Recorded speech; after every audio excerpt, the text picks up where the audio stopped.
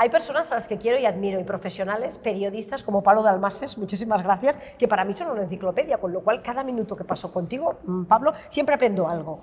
Y cuando me dijiste, he sacado un nuevo libro, quiero que lo leas, digo, pues ven al programa y nos lo cuentas. Se titula Quique y los misterios del desierto, aventuras en un rincón del Sáhara. Te voy a preguntar, ¿qué ha significado el Sáhara en tu vida? A ver. Bueno, pues fue un momento muy importante en mi actividad profesional, porque yo viví los últimos años de la presencia española en el Sáhara Occidental, y además el abandono precipitado y vergonzoso que hizo el gobierno español de aquel territorio, traicionando la promesa que hizo a los saharauis de facilitar su autodeterminación, permitiendo la invasión inicialmente de Marruecos y Mauritania, al final solo se ha quedado en Marruecos, y finalmente creando un problema internacional que subsiste hasta el día de hoy. Es verdad que han pasado muchos años, casi como medio siglo, exactamente medio siglo, 50 años. Y nos damos cuenta cómo, pasando generaciones, hay problemas que se enquistan. El colonialismo de Europa en África todavía arrastra ¿no? una estela como los cometas hasta el día de hoy, ¿no? Sí, lo que pasa es que este además es un neocolonialismo todavía más atípico y exótico, porque al colonialismo español ha sucedido el colonialismo marroquí, que ocupa un país que no es suyo. Ajá. Eso a ti, todos aquellos años, aquellas vivencias personales tuyas de estar pues, en otra cultura, en otro mundo prácticamente, ¿no?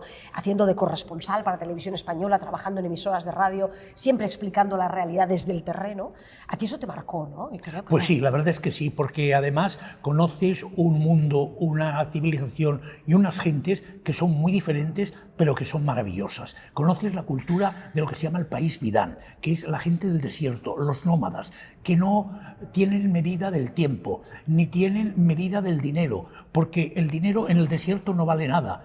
Lo importante es el agua, lo importante es el alimento, es la supervivencia. Y el tiempo, bueno, el tiempo lo determina no un calendario, sino el sol, la luna, las estrellas, el día y la noche. No hay prisa en el desierto, te sientes desprendido de muchísimas necesidades, y donde se practica además una hermosísima virtud, que es la de la hospitalidad. En el desierto nadie le cierra la puerta. Lo de la puerta es simbólico, porque son tiendas de campaña, son jaimas. Nadie le niega el alojamiento a cualquier persona que se presente y que venga. La ley de la hospitalidad es sagrada. Es sagrada allí, y eso a ti te enseñó tantísimas cosas, tantos valores, ¿verdad? Pues sí. Que se han quedado contigo, tanto es así que cuando te pones a recordar y escribes libros, nace Quique y los misterios del desierto, en el que haces a aquellos niños que tú recuerdas, ¿no? Correteando por allí, por las calles de aquellos pequeños pueblos, ¿no? Les haces protagonistas para compartir todos esos valores y que lleguen a los niños de hoy en día, ¿no? Efectivamente, porque es que además durante la época española, durante la etapa española, se dio una simbiosis extraordinaria entre la población local y la población española, sobre todo entre la gente joven y entre los niños. Los niños españoles y saharauis iban a las mismas escuelas, eran compañeros de pupitre, eran compañeros de juego, hacían las mismas travesuras. Este libro, te voy a decir, me lo inspiró una anécdota que leí no sé dónde. En cierta ocasión leí que unos saharauis estaban paseando por Las Palmas. En Las Palmas, en Canarias, hay muchísimos saharauis. Los saharauis ven el mundo no a través de Rabat, sino a través de Las Palmas. Pues entonces es muy fácil encontrarse con saharauis paseando por Las Palmas. Y en cierta ocasión estaban unos saharauis paseando por Las Palmas y tal, y de repente se encuentran con un señor local y tal, un canario y tal. Dice, ustedes son saharauis y tal. Dice, sí, sí. Y entonces el canario continuó hablándoles en hasanía, que es en la versión o el dialecto árabe que se habla en el Sáhara. Claro, los saharauis se quedaron estupefactos. Dijeron, oiga, ¿usted de dónde es? No, no, yo soy aquí de Las Palmas. ¿Y cómo sabe hablar hasanía? Dice, porque yo, de niño, vivía en La Güera, que era el último pueblo, el más meridional del Sáhara español, que está en Cabo Blanco. Dice, y mis amigos y mis compañeros de colegio eran saharauis. Y con ellos, con toda naturalidad, pues aprendí el hasanía, y hasta el día de hoy en que todavía me acuerdo del idioma. Eso quiere decir que había una compenetración entre niños de distinta raza, de distinta religión, de distinta cultura, pero que todos eran niños, iban a la misma escuela. Y dije, esto merece ser recordado, ser homenajeado con un libro, y además un libro que sea un cuento para preadolescentes. Y así surgió este libro, que es un relato de esta convivencia entre muchachos diferentes, pero unidos en afanes comunes.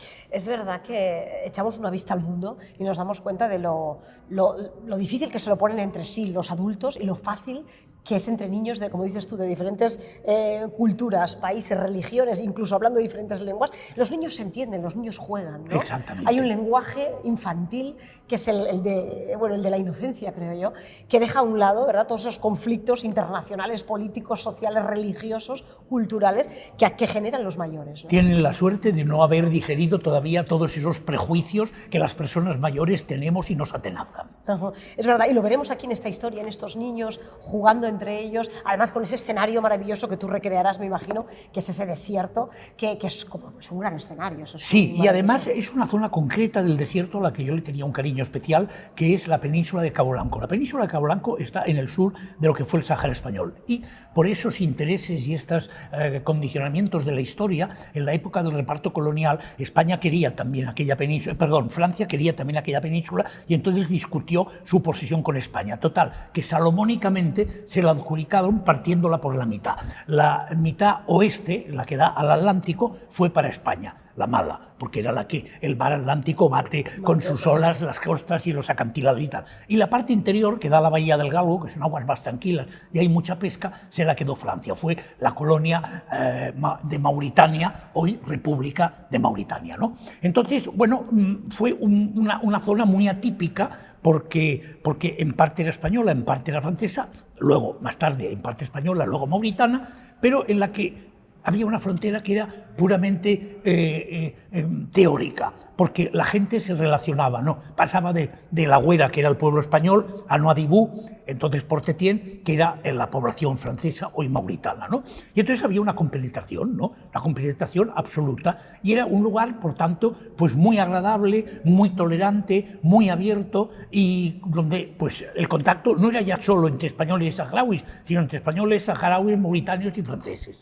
Allí convivían todos y tú, con todos esos recuerdos que conservas, ¿no?, de tu juventud como reportero, como periodista, viendo todo aquello en directo, explicándolo, ¿no?, porque conectabas con España y ibas retransmitiendo el día a día. Efectivamente, bueno, es que yo ¿no? estuve trabajando allí 2 años en el Ayun como director de la emisora de radio y de un periódico diario que se editó. Yo tengo aquí, mira, vamos a leer, tú eres nacido en Barcelona y tengo aquí que eres doctor en Historia, con lo cual además tienes también ese lado académico, ¿verdad?, respecto a cómo es la historia del colonialismo. Es que ¿no?, yo siempre digo que los periodistas somos los que estamos creando la documentación para los historiadores de mañana. Es verdad, ¿eh? Tienes Claro, razón en eso, claro, ¿no? Por eso claro. hay que intentar ser lo más justo posible con la historia, ¿no? Pues que sí. es difícil, Pues ¿no? sí, porque no siempre somos lo objetivos y lo ponderados que deberíamos ser. Licenciado en Ciencias de la Información, más de 50 años de carrera como periodista, director de Radio Sáhara, director del radio La Realidad de Aouin y jefe de los servicios informativos del Gobierno General del Sáhara durante la época española. Es decir, que el Sáhara lo conoces muy bien. ¿Cuál crees tú que es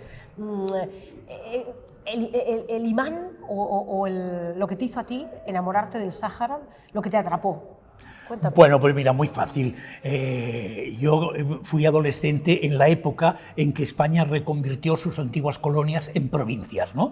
Y entonces creó las provincias, lo que se llama las provincias africanas. En el Golfo de Guinea, Fernando Pueyrredón Muni, y luego en África Occidental, Sáhara e Ifni, ¿no? Entonces yo siempre digo que si yo hubiera sido inglés, pues a lo mejor mis sueños hubieran sido ir a la India o al África Oriental inglés, pero era español. Pues entonces yo soñé con ese exotismo de las colonias españolas, que poco a poco se fueron independizando, caso de las del Golfo de Guinea, que hoy son la República de Guinea Ecuatorial, o la de Ifni, que era un territorio que era de parte de Marruecos y se lo devolvimos. Entonces solo me quedó el Sáhara. Bueno, pues yo mis sueños los realicé en el Sáhara y fui allí y allí fui feliz. Y de hecho se puede decir, pero esto es una historia muy larga de contar, que incluso allí, pues de alguna manera cambió mi vida. Cambió su vida. Bueno, pues eso nos lo cuentas en el siguiente libro. Muy bien. Yo estaré aquí para entrevistarte seguro. Cuenta con ello. Quique, los misterios del desierto, aventuras en un rincón del Sáhara, un libro hermoso, bonito, momento en el que los buenos valores bueno, que compartir con los chavales de ahora para que se den cuenta de eso, ¿no? De que es posible convivir en un lugar tan inhóspito como el Sáhara, tan difícil, ¿no?